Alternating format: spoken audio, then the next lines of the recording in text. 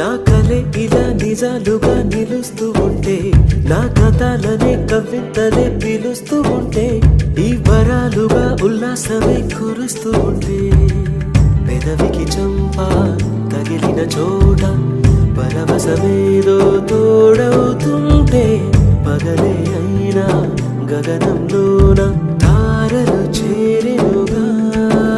నిజంగా నేనేనా ఇలా నీ జతలో ఉన్నా? ఇదంతా ప్రేమేనా? ఎన్నో వింతలు చూస్తున్నా.